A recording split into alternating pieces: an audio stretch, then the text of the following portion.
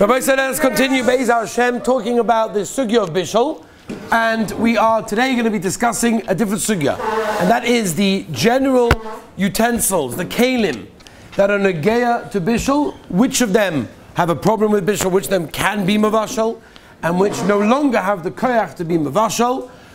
Mitzvah Shem will be asking Shimon to give us a rendition of the song. We'll get there when we get there towards the end. Mitzvah Shem will talk about it, Be'ez Hashem. But when we get there, let's get one step by step. Okay? Gavaldik. Machale, good morning. How are you? Beautiful. Let's go. Let's start with number one. Okay? You know what? We'll do like this. We'll give you the levels of Kedim that we're going to be discussing, and then David, we're going to get to them one by one and try to discuss them. We'll start number one with a klivishin. That's an easy one. Klivishin. Then we will be talking about Be'ez Hashem about Iroi miklivishin. That's pouring from a klivishin. Then we will be talking about klisheni. Then we will talk about Iroi miklisheni, and then obviously klishlishi. So there's a lot to be discussed, and there are many halachas that are negeya to each and every one of these steps, and these dargas of kelim that are negeya to us every single Shabbos Kodesh. And I mean that. Every single Shabbos Kodesh, this is going to be negeya for a person that eats food. And therefore you have to know these halachas. Let's start number one. Let's talk about a klivishin. What is the din of a klivishin? What is the din of a klivishin? So we always know, when we talked about this yesterday already, it's a Gemara, it's a Mefusha Mishnah, it's Yerushalmi, that a klivishin is mavashal. Whether it's on the fire or whether it's off the fire is irrelevant, because as long as it's yad soledes boy, that means the heat that we spoke about previously is considered to be that it has a koyach to be mavashal, because the walls and the food inside it are both hot. Therefore, it has that constant koyach, and therefore you have to be careful. Now, there happens to be a machloikes rishonim if bishul in a klivishin that is off the fire is daraisa or midrabanan. Nafkamina legabe what? Hello.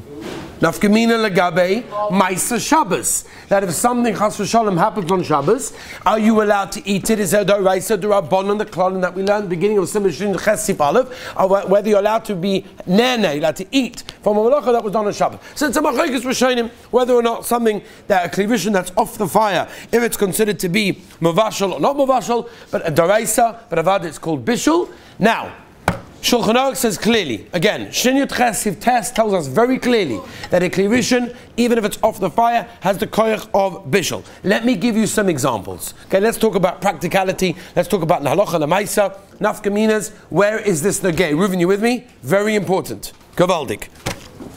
Okay, so a simple one.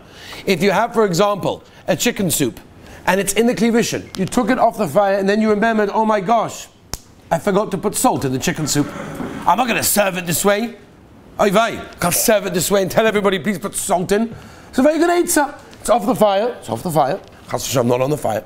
I'll just add some salt. It's not on the fire. Lo leinu such a maisa. We should never know such things. Right, Shlomo? To put salt in a chicken soup, that's a klivishin. Even if it's not on the fire, shalav d'oraisa. Salt, especially, is a different sugya, which we'll talk about. But anything, pepper, whatever you want to put in, is going to be osa if it is not cooked. I'll give you another example, by the way. Kneidlach. Let's say, lo aleinu, a person forgot to put the kneidlach in before Shabbos Kodesh.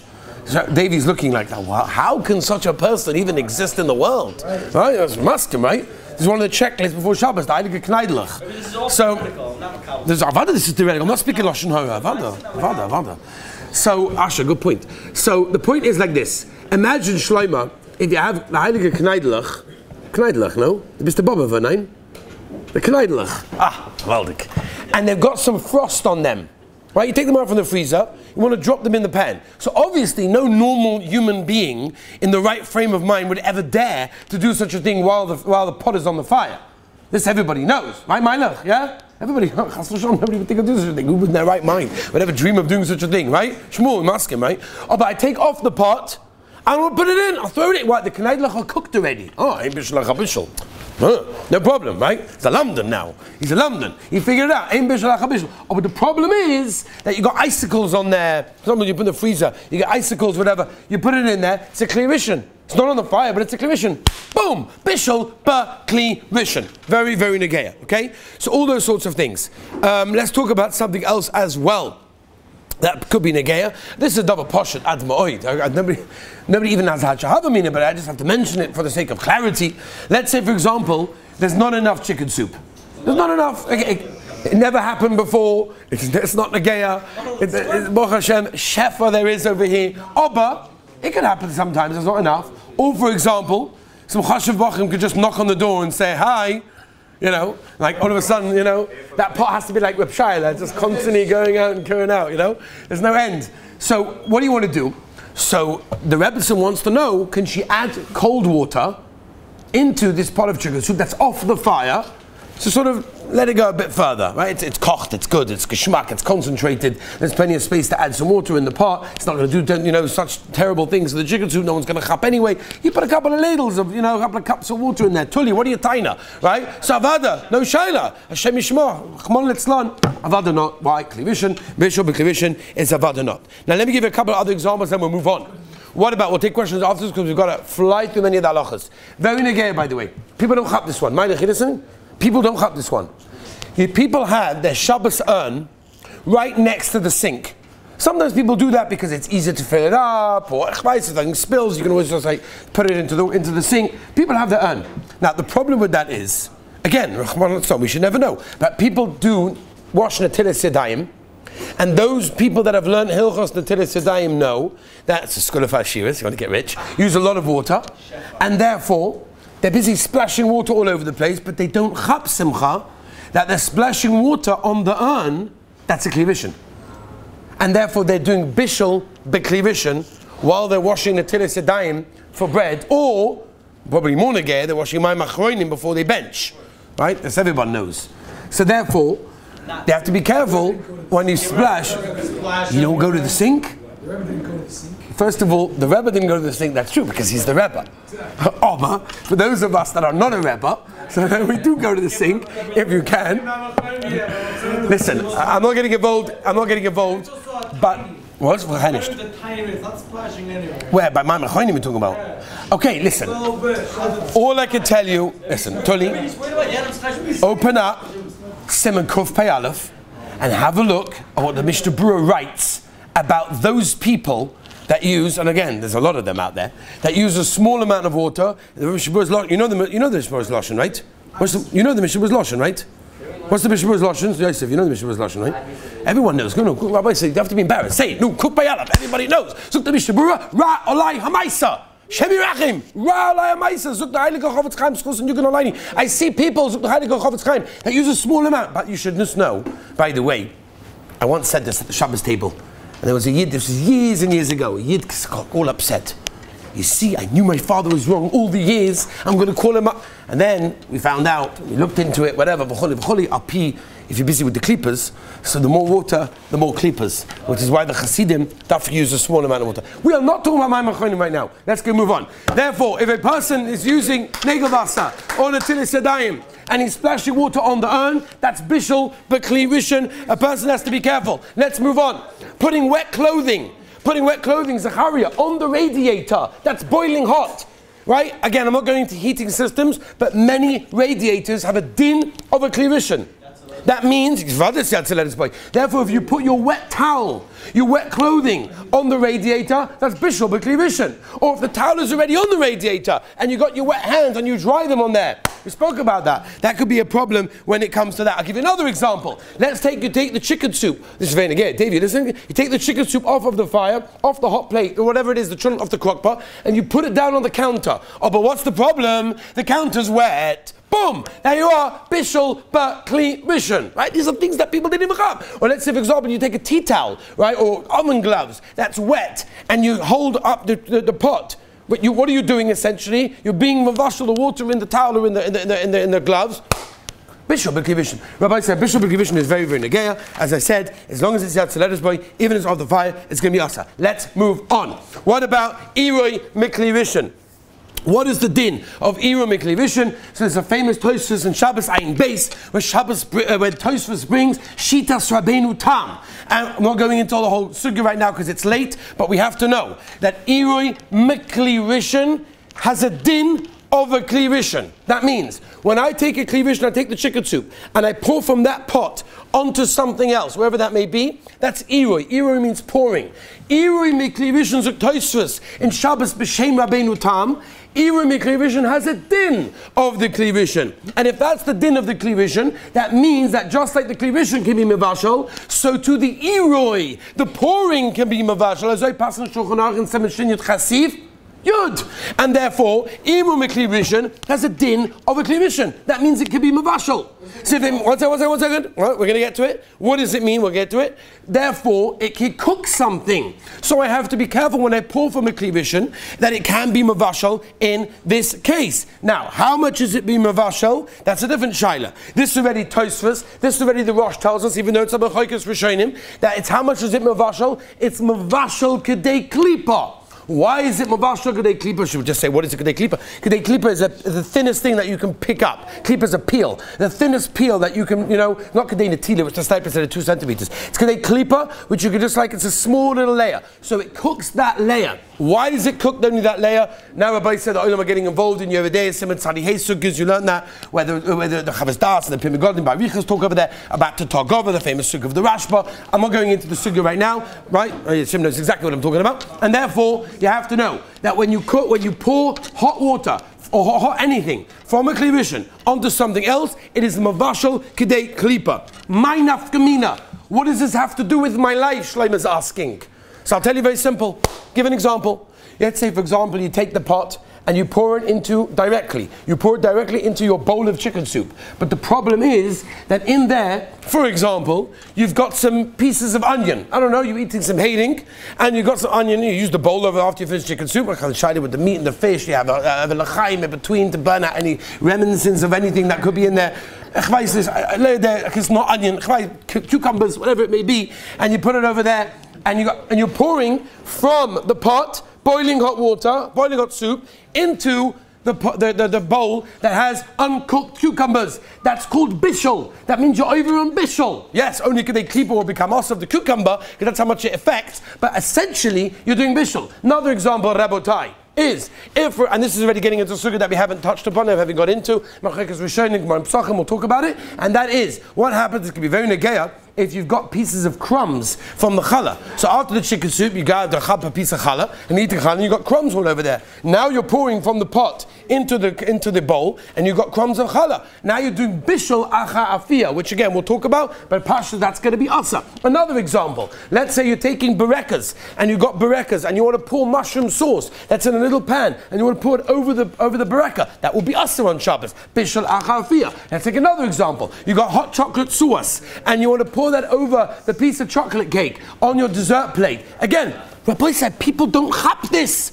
People are over in Bishul every single Shabbos. You got a little pan on the hot plate, and you want to pour it over the dessert, over the ice cream, whatever it may be. No, you got a problem with Bishul. Irui Mikli Rishon has got a din of a Kli Rishon over here. Now, is there enough Gemina? Whether the Kli Rishon is on the fire or not on the fire, so this already is a subject to a shaila. Tosfos brings it in Shabbos, the Pri Megadim brings it in Yeredeya, in Simon Tzadi. Also, the pashtas, there's no nafkamina. Even if the Kli Rishon is no longer on the fire and the iro, the pouring happens that way, the halacha is that it's got a din of bishul in that case. Let's move on, Rabbi Sai, because I want to finish off the sugya today and move on mitzvah next time to a brand new sugya, because each time I want to get through one by one different things. Let's talk about a klisheni now. Let's talk about a klisheni where the Gemara tells us very clearly, Gavaldiga Gemara talks all about this in Shabbos Taf Mem on the base by Rebbe going to the mikveh. They followed him in and he said, Tolba klisheni, the shayla is what did he mean? Machlokes Rishonim, Machlokes with the Taz and the Vilnakoyin, everyone's busy with this. What din does a klisheni have? Is it mavashal or not? Comes along Tosfos in Shabbos, and Tosfos tells us that bishul cannot happen in a klisheni. Why not? Zuk Tosfos the Lomdos. Tosfos says Gavaldik. Tosfos says, you know what happens when you put something in a klisheni? What happens is the walls are cold, and therefore Zuk Tosfos, the moment it hits the klisheni, it automatically cools down. It's lost the temperature, and therefore the koyach of bishul that a Kli Rishon has, it no longer has. Yes, the food, the liquid may be yad lettuce, or maybe even above that. But since at the end of the day, Tosfos, and if you look at the Chut Shani, Zatzal has a whole explanation on this, it's starting to go down, it's a slippery slope down, it's going down and down and down. In the fight of Bishul, it loses. And therefore a Kli Sheni is not subject to Bishul. However, big, capital, italic, bold, underlined H. However, true, the Gemara says, according to many Rishonim, and Pashtas how we paskin, Kli Sheni is not mavashal. However, there are many, many exceptions. But before we get to the exception, let me give you an example of a Kli Sheni not being mavashal. Simple example. In your chicken soup in your bowl is a Kli Sheni. It's boiling hot. The children want to eat already. They can't wait till it cools down. It's going to take another 5-10 minutes. They're starving. So I take some freezing cold water from the faucet, from the tap, and pour it in there. I take some ice cubes, right? I don't want to get into now Noilad. You look at some Mishan Chof at the end over there. Toast is about the snow. The Machlokas with the Rosh. I'm not going into now ice Pashtas, you're right. And Tuli's right. You can't put an ice cube inside there. Aye, Bishul. It's melting it. It's getting boiling hot. Teretz is Kli Sheni Einam Mavashal. So that's an example over there. That's one of the reasons, by the way, you have to put cold milk into a tea or into a coffee because it's in a Kli Sheni. And Kli Sheni is not Mavashal. There are other examples as well. And a lot of spices, not all, can be placed also into a Kli Sheni. Now, big capital H. The however. There's a big however, Zachariah, with me? There are many exceptions. What are they? And we'll talk about them as we go on with the Shurim. Exception number 1. Kale Bishul. Something that's very sensitive to heat. Famous example, tea leaves. Something that's very sensitive to heat can cook even in a Kli Sheni. We'll talk about it. Exception number 2, a dova gush. A solid item doesn't have the heter of Tosfos. Tosfos told us that when a liquid goes into the bowl, goes into somewhere else, so it automatically cools down because the walls cool it down. Oh, but if you have a dova gush, you take a piece of chicken, a piece of kigel, and you put it onto a plate, it doesn't have the walls cooling it down. Only has where it touches, but nothing more than that. Therefore, a dova gush may not have this heter, which will be enough to come in if you're allowed to add salt and pepper into a dova gush. That's on a Kli Sheni. We'll talk about that, Be'ez Hashem. And then we'll talk about liquids that are extra, extra hot, that would have a din of bishul even in a Kli Sheni. By the way, the Tzitz Eliezer is a Modik Shail and Chedik Yudalev. He asked the Kasha, what happens if a person takes boiling water from a Kli Rishon, from the urn, and puts it into a thermos? Right, a thermos, as you know, it's got a vacuum with 2 layers of glass.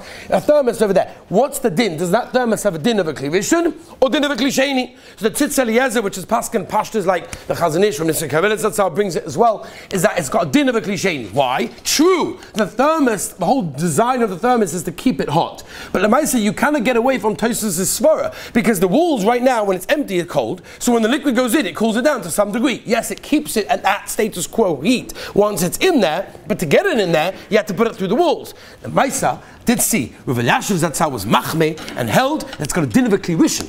And therefore you have to know, when you pour things from a flask and make coffee and tea, if you're using a flask, according to Rav Elyashiv Lamaisa, it will be a Kli Rishon. According to most, it's got a din of a Kli Sheni. Rabbi say 2 more shilas for today. We'll take questions after because we have to get through. And that is one of the most controversial shilas in this sugya, is obviously the sugya of what? The sugya of the ladle.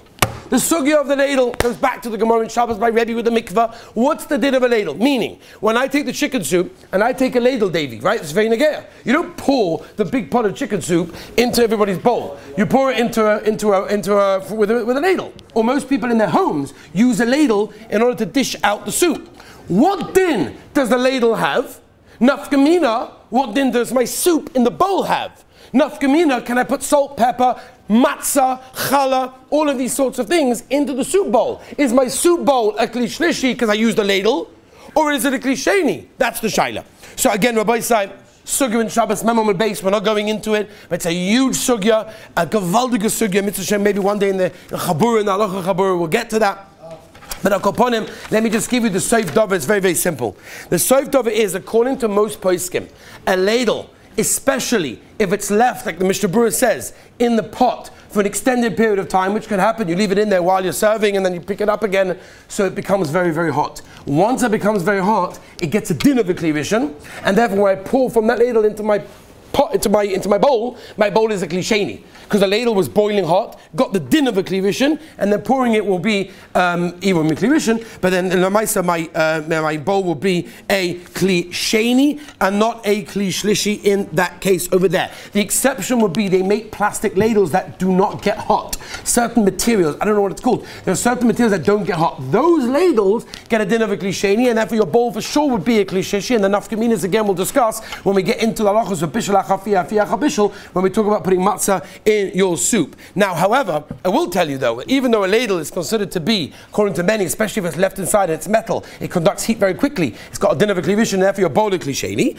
However, there are certain heterim, again, why we're not going to go into it now, that's a steam in the Mishnah Berurah, we're not going to answer it right now either, and that is, for example, if I'm pouring from the ladle onto the bowl, and in the bowl there could be some challah over there, or leftover soup that got cold, because I wanted a second portion, and because I wanted a second portion, there's some leftover soup over there which is now cold, and therefore I'm heating it up. So that's bishul bishul. For that I could be makel and say a ladle's got a kli sheni, which would be mutter. And pouring from a kli sheni, the Meister Magen Avraham, famous Magen Avraham, and Simon Tov Mem Zayin Tzikot and Tes, Mishnah Berurah brings over here in Shinit Chaz also that a pouring from a kli sheni has not really got the din of bishul, cannot have the ability to cook anything. And Shimon will now tell us what is the din of a kli shishi. There ain't no bishul in the kli shishi. There ain't no bishul in the kli shishi, although there are exceptions which we'll have to talk about. Be'ez Hashem. Have a wonderful and beautiful day.